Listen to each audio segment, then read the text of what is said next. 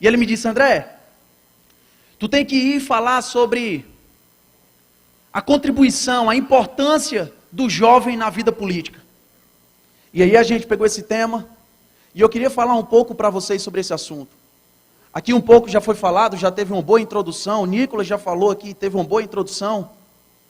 Mas eu queria mostrar para vocês qual o papel do jovem, como usaram o jovem como massa de manobra, e como é que a vontade que eles têm, de você, jovem, de colocar você debaixo do braço dele como ferramenta política. O jovem, ele tem todas as características, e eu já entro aqui no assunto, ele tem todas as características que juntando se forma assim, a ferramenta perfeita para ser uma massa de manobra. O jovem é influenciado de forma fácil, o jovem tem mais energia, o jovem é incansável, o jovem consegue ficar falando sobre o mesmo assunto 24 horas por dia sem se cansar. O jovem tem uma comunicação melhor com outro jovem. E eles, todos os movimentos de sucesso, sejam ele movimento positivo ou negativo, usaram os jovens como massa de manobra. E eu queria falar um pouco aqui sobre esses movimentos de sucesso. Entendo, eu falo de sucesso não quer dizer positivo. Movimentos de sucesso negativos. Eles usaram o jovem como massa de manobra. E eu quero que vocês prestem atenção, principalmente os jovens que estão aqui presentes. Pode passar. Vocês sabem quem é esse senhor aqui? O nome dele é Leon Trotsky. Vocês sabem quem é Trotsky? Quem sabe, levanta a mão. Aqui foi falado um pouco já sobre Karl Marx. O Nicolas deu uma introdução sobre o que foi Karl Marx. O Chuchu aqui na sua palestra, entre uns que estavam aqui daqueles demônios, tinha Lenin. Mas pouco é falado sobre Trotsky. E que eu ouso dizer que Trotsky é a cabeça pensante da Revolução Russa. Nem Lenin, nem Stalin, mas Trotsky. Leon Trotsky, esse cara. E ele está olhando com essa cara interessada. O som está estranho? É a impressão minha. Ficou estranho, né? Não à toa, essa encarada sensual do Leon Trotsky para um jovem. Ele consegue entender qual é a importância da juventude. E como ele consegue usar a juventude a seu favor. O Trotsky fala, durante toda a Revolução Russa, e é importante falar que Trotsky foi quem comandou o Exército Vermelho, Trotsky fez a Revolução praticamente sozinho, porque Lenin estava no exterior. E ele diz que o jovem é a chama da Revolução. 5 anos após a Revolução Russa, conhecida como a Revolução de Outubro, que aconteceu em 1917, aconteceu em 1922 o 5º Congresso da Juventude Comunista da União Soviética. E aquela multidão de jovens, Trotsky faz questão de dizer que só um partido comunista, socialista, só é capaz de fazer sua revolução se tiver a juventude a seu favor. Por aqueles motivos que eu acabei de falar. Ele fala, inclusive, no seu livro, que os opositores de Lenin diziam: poxa, o Lenin está cercado de jovens, querendo atingi-lo, querendo criticá-lo. Mas o próprio Lenin entendia que isso era um benefício. E ele se gabava por ter os jovens dentro do seu partido. Assim eles fizeram, de forma a usar os jovens como massa de manobra. A Revolução Russa conseguiu ir para frente porque teve apoio da juventude. Pode passar. Outro movimento de sucesso negativo. Alemanha nazista. Vocês já ouviram falar sobre a juventude hitlerista? Em 1933, Heinrich Himmler era quem comandava a SS, a tropa militar mais cruel que tinha da Alemanha nazista. E naquela época, o Himmler tinha vários pré-requisitos para que você pudesse ingressar na SS. Você tinha que provar que você era ariano puro desde pelo menos 1800, ou seja, comprovar toda a sua descendência. E tantos outros fatores. Mas na época, Hitler conseguiu enxergar, e apenas, já em 1933, apenas um grupo, ele quis colocar de forma forçada a trabalhar para a Alemanha nazista, que foram os jovens. Ou seja, por que eu falei do Himmler na SS? Porque aqui tinha pré-requisito para entrar. Mas já na ala da juventude não tinha requisito, você tinha que ir para a juventude hitlerista. E tem alguns dados que comprovam que 9 a cada 10 jovens alemães faziam parte da juventude hitlerista. A irmã Grace, que é conhecida como a guardiã dos terríveis campos de concentração, como Ravensbrück ou Auschwitz, ela fala, no início, os jovens que chegavam na juventude hitlerista, até chegavam sem entender um pouco, por que é que a gente está aqui? Por que é que eu tenho que vir de forma forçada? Mas aquela manipulação na cabeça dos jovens era feita de uma forma tão intensa, que com o passar dos anos eles começavam a pegar gosto pelo negócio. Eles começavam a de fato odiar os judeus. Eles começavam a odiar outras nações que não fossem eles. Então aquela manipulação, dia após dia, dentro da juventude hitlerista, fez com que todos que saíssem da juventude hitlerista entrassem nas tropas militares nazistas, incluindo a própria SS de Heinrich Himmler. Eles entenderam a necessidade de manipular e de usar os jovens ao seu favor. Pode passar. E aqui a gente chega em um dos períodos, aliás, o período mais trágico. E a gente pode falar que teve a Revolução Russa, que teve a Alemanha nazista, mas que disso aqui, desse movimento, respinga no que é a sociedade hoje. É o movimento hippie da década de 60. Poucos aqui viveram nessa época. Poucos. Mas o que foi o movimento hippie de 60? Muito é dito e é estudado que foram jovens que começaram a conversar entre si e que disseram, pô, a gente tem que se libertar dessa fantasia, dessa cultura. Mas não é nada disso. A esquerda americana, junto com ricos empresários, e usando de artistas, cantores famosos da época, Janis Joplin, Jimi Hendrix, aquela banda The Who, John Lennon. Eles usaram esses atores, eles usaram esses artistas, cantores, para impulsionar e para chamar a juventude. E o que eles pregavam nessa época? A juventude do movimento hippie. Era a liberdade, era a contracultura. Os Estados Unidos, que tem desde sua história uma cultura cristã,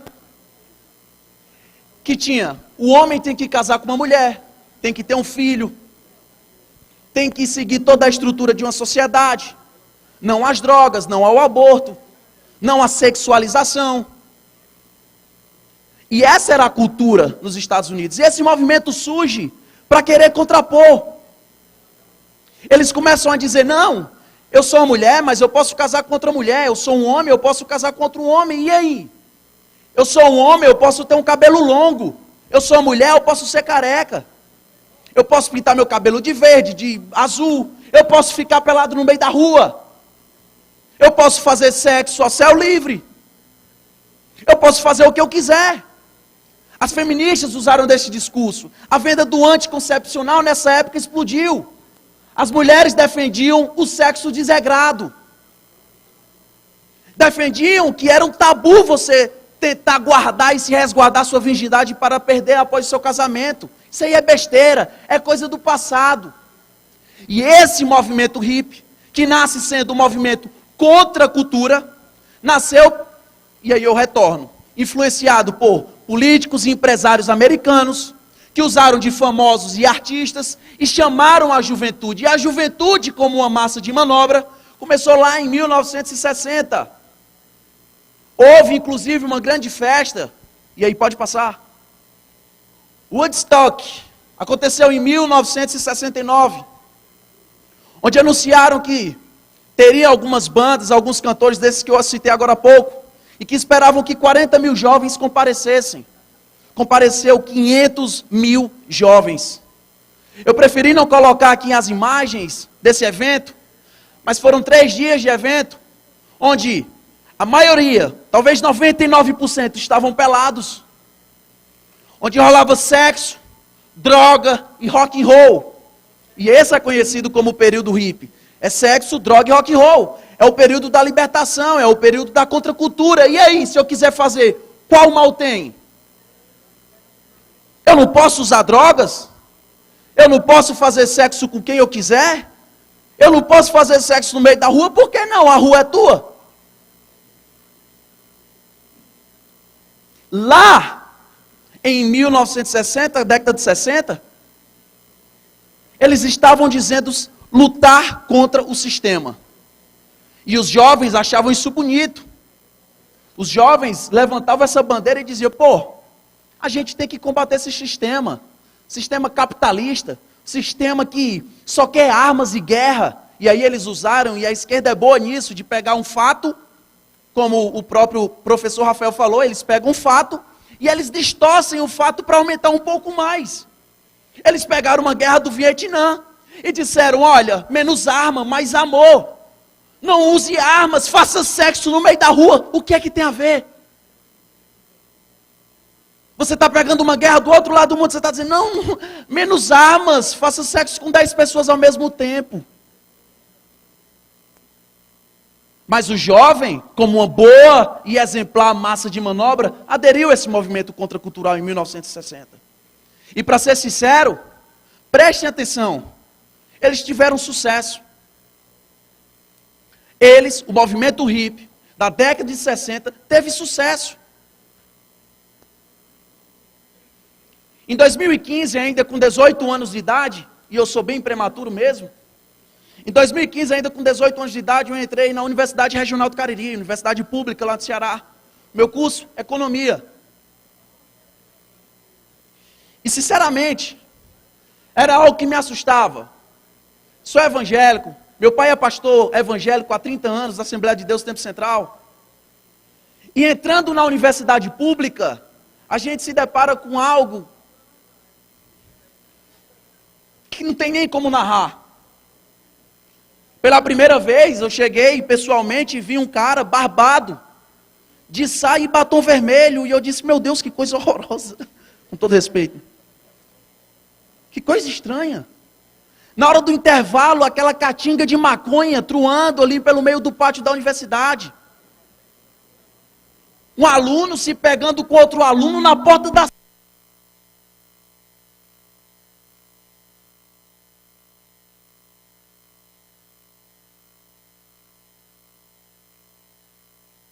Som. professor falando sobre sexo com os alunos, como se fosse algo bem normal. E se você fechasse a cara, oh, que assunto besta, deixa de ser otário, cara, se liberta. Aí o professor solta uma piada, os demais alunos riem de tua cara. Você se sente um oprimido. Eu me senti oprimido em 2015 na universidade pública. E aí eu comecei a pensar e analisar, eu disse, meu Deus. Hoje, no Brasil, a universidade pública é a universidade dos sonhos dos hippies de 1960. Lá eles lutavam para uma contracultura, pela libertação. Hoje, na universidade, essa contracultura se instalou. Existe a droga, existe a sexualização, existe o desvirtuamento dos seus valores, das suas crenças. Sou evangélico, como falei, e quando eu vou assistir o culto, inclusive lá no Ministério Canaã, um abraço para o meu pastor, quando ele vai pregar a Bíblia, ele tem medo do que ele vai falar. E ele tem que dizer, aquelas pessoas que têm uma sexualidade um pouco desvirtuada, porque ele tem que medir as palavras que ele vai usar, porque senão o Ministério Público cai em cima. Esses movimentos LGBT vão para cima, processo, e a gente sabe como é a nossa justiça. Passa aí o slide, por favor. Eu coloquei até aqui algumas notícias. Eu fico triste em noticiar isso aqui. Revista Veja. No Amapá, dinheiro público financia a oficina de Siririca e Xuca. Isso aqui aconteceu dentro de uma universidade pública. No Amapá. Oficina de Siririca e Xuca. Eu não vou explicar o que diabo é isso. G1. Polícia Civil descobre plantação de maconha na Universidade de Brasília. Folha de São Paulo. Ao menos 12 universidades federais do país têm cotas para alunos trans.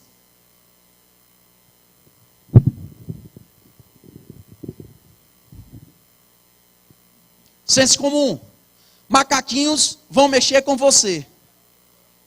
Onde você está pensando? Só para vocês saberem, Macaquinhos é essa peça teatral. Um monte de gente.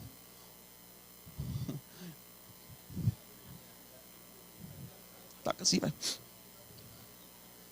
Essa é a peça teatral Macaquinhos. Começou lá em São Paulo, 2012, esteve no Ceará em 2015. Que merda dizer que esteve no Ceará, mas esteve lá no Cariri. Teatral, peça com dinheiro público, inclusive. E você olha, meu Deus, siririca e chuca, droga, cota para trans, pessoas peladas. A Universidade do Sonho dos Hippies de 1960. Passa. Evangélicos progressistas, que eu não acho que isso existe de maneira alguma, evangélicos progressistas reagem contra a homofobia de pastores e ensaiam um avanço na política. Olha que bonitinhos. Progressistas, evangélicos. Não sabe 10 versículos. G1, pastor de cidade do sul da Bahia, isso aqui foi recentemente, esse ano, tá? Tem 3 meses. Pastor de cidade no sul da Bahia faz discurso homofóbico em culto. É denunciado pelo Ministério Público da Bahia e se retrata. Sabe o que foi que ele disse? Que essas festas, esses movimentos LGBT, influenciavam o homossexualismo. É isso, eu não vou falar mais não, foi isso que ele falou. Que uma festa LGBT influencia o homossexualismo. O movimento LGBT foi lá e disse que ele tratou o termo homossexualismo. E homossexualismo parece ser uma doença. Ministério Público acatou a denúncia. Ofertou a denúncia contra o pastor. E o pastor teve que usar as redes sociais da igreja para dizer que ele não é preconceituoso, ele não é homofóbico e que ele não teve nenhuma intenção de atingir o público LGBTQI a mais a WNNQO. Entende em que ponto chegamos? Como hoje os hippies de 1960 estariam pulando e agradecendo que um pastor não pode pregar a Bíblia dentro da igreja. Ele não pode. Passa o slide. Não. Isso aqui a gente vê, falando um pouco mais dos movimentos que eu venho falando. Falei lá de Trotsky, 1922. Juventude Hitlerista, 1933. Movimento Hippie, 1960. A festa Woodstock, 1969. E a gente vem, depois de toda essa mudança, e chega 2019. Essa aqui foi a manifestação que a UNE convocou. A juventude, os estudantes e tudo mais. E eu deixei bem claro ali entre aspas, UNE contra o sistema. Porque você vê aqui numa das bandeiras que eles estão... Vocês estão conseguindo ver? Estou desorganizando tudo aqui. Ó. Este sistema não vale. UNE 2019. Este sistema não vale. Ou seja, lutando contra o sistema. Lutamos por justiça, direitos e liberdade. Mas que justiça é essa que eles estão lutando? É a justiça do qual o movimento LGBT oferta uma denúncia contra o pastor e a justiça acata? Eles estão lutando contra essa justiça? Que direitos são esses que eles estão lutando? Onde em mais de 12 universidades federais os trans têm direitos a cotas. Quais são os direitos que eles querem? Ah, eles estão lutando por liberdade. Liberdade? Eles podem escandalizar Jesus Cristo. Eles podem pegar um crucifixo e colocar naquele lugar que nada acontece. Agora pega uma bandeira deles e pisa, ou cospe. Os movimentos negros, os movimentos LGBTs, que tentam fazer desse povo massa de manobra, vivem dizendo que são contra o sistema. Abra a boca e diga, eu tenho orgulho de ser negro. E veja a mídia ele aplaudindo. Agora abra a boca e diga, eu tenho orgulho de ser branco. E apodreça na cadeia. Abra a boca e diga assim, eu abomino o casamento cristão entre um homem e uma mulher. E seja aplaudido na Globo, nos grandes sites, nos grandes portais. Agora abra a boca para dizer, eu abomino o casamento homossexual e eu não tenho nada contra isso. Mas se você fizer isso, você vai ser preso. Quem é que tem liberdade? De qual lado está a justiça? Quem é que tem direitos? E a conclusão que me leva, e essa palestra, de forma rápida, é que eu vejo a UNE dizendo que estão lutando contra o sistema, por direitos, liberdade e justiça. Como é que eles podem lutar por um sistema que já faz parte deles? Como é que a esquerda diz que está querendo combater o sistema, se eles são o sistema? Se eles têm a justiça, se eles têm os direitos, e se eles têm a liberdade. Sou eu conservador, sou eu, o André Fernandes, conservador, que é humilhado numa universidade pública se defender Cristo.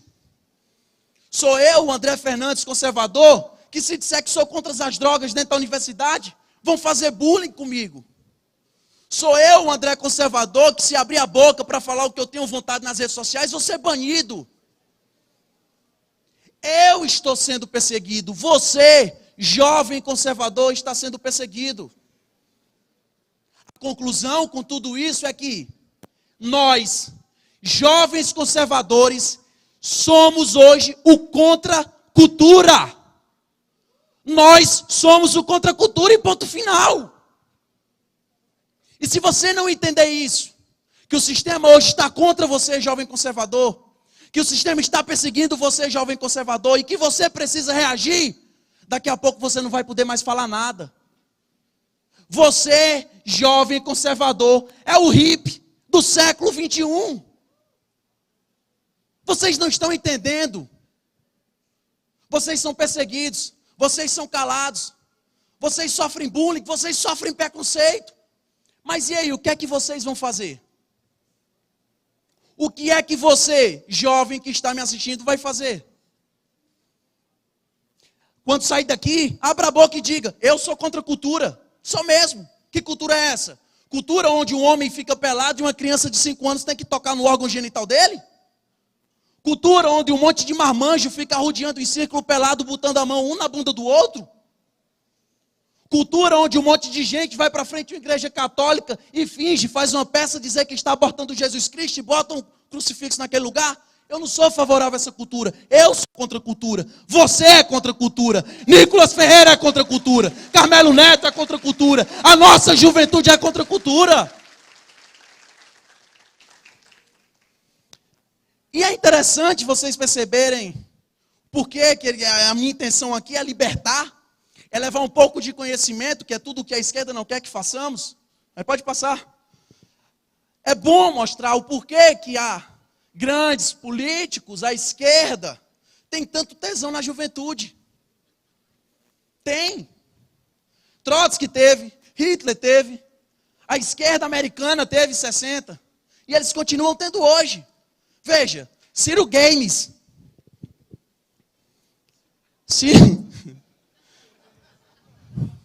Cara, que desgosto morar no mesmo estado de uma praga dessa. Ciro Games, bonitinho, de jaleco, vestido aqui. Pô, vamos jogar aqui, juntar os jovens, pronto para enfrentar e vencer qualquer jogo, leve, médio ou pesado. O cara desse não aguenta nem receber uma crítica no bar de Fortaleza, que sai com leite de cachaça embaixo do braço, buchão desse tamanho, reclamando com os outros e mandando para aquele lugar. É o cara desse que representa a juventude? Por que é que vocês acham, e é bom, é interessante entender, que esse movimento aqui, chamado MBL,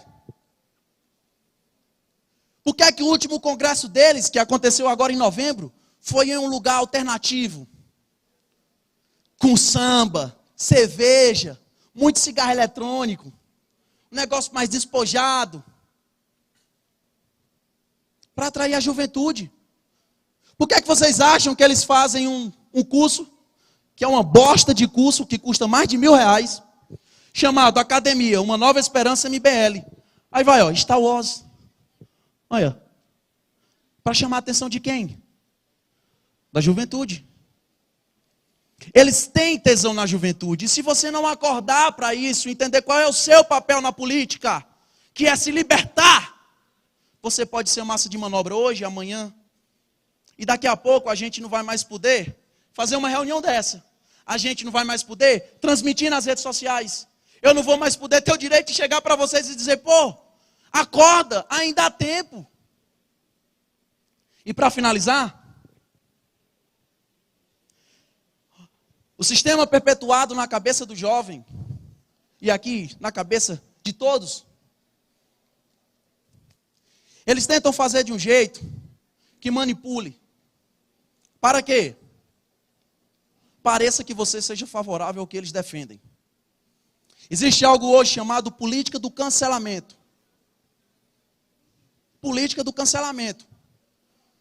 Se tu disser lá na faculdade que tu não apoia o aborto ou as drogas, os alunos vão te cancelar. Ou se você disser nas redes sociais que não concorda com a esquerda e que o Lula é um ladrão, vão querer te cancelar. Ou se você fala, mas as feministas usam camisa regata só para mostrar os cabelos do sovaco, vão te cancelar.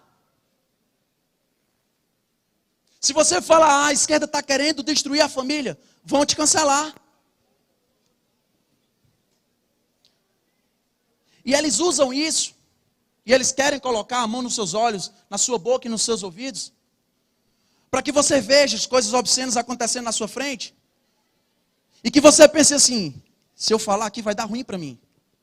Então eu prefiro ficar calado, para não ser cancelado. A partir do momento em que eles fazem tudo, fazem zoada, você se cala, você está sendo cúmplice do cancelamento. E a outra multidão vai ver uma minoria zoadenta fazendo barulho pra caramba, e nós, conservadores, que somos a maioria, calados com medo de ser cancelados. Logo, dá a entender que nós, conservadores, a maioria que estamos calados, estamos concordando com a minoria zoadenta. Se você apoia, se você aceita, se você não contrapõe a política do cancelamento, você é tão quão ou pior do que essa raça imunda. Concluo aqui dizendo que o objetivo primário é entender que você, jovem, tem que se libertar. Você não pode ser massa de manobra. Segundo ponto, busque conhecimento. Porque tudo que eles mandam e eles entregam para vocês é muito superficial. Busque você conhecimento. Leia autores esquerdistas, como o próprio Nicolas falou. E terceiro, como fala o próprio professor Olavo de Carvalho, você, jovem, que tende a se rebelar com seus pais, levem isso para a faculdade, para os colegas, para os amigos. Você, jovem, que diz que vai se rebelar contra os seus pais, um pai e uma mãe, que lhe criou, que lhe cuidou a vida toda, que lhe deu de tudo, do bom e do melhor, que provavelmente já tem uma idade avançada, e você se rebela contra eles dois, você não está sendo revolucionário, você não está sendo rebelde, você está sendo um covarde, porque você está se contrapondo a duas pessoas que dariam a vida por você, para se somar a 2.000 pessoas lá da sua faculdade. Você não é rebelde, você é covarde, você está se somando a 2.000 e deixando 2 de lado. Rebeldia seria chegar na faculdade e dizer, eu não estou nem aí para o que vocês estão pregando, eu defendo o cristianismo, eu defendo o correto, eu defendo meu pai e minha mãe, se achar ruim que se explodam. Entendam. Entendam. Nós, hoje, jovens conservadores, para concluir, somos o contra a cultura, e o que nos une não são movimentos, partidos, de maneira alguma. O que nos une são valores, crenças e princípios. Que Deus abençoe todos vocês. Obrigado.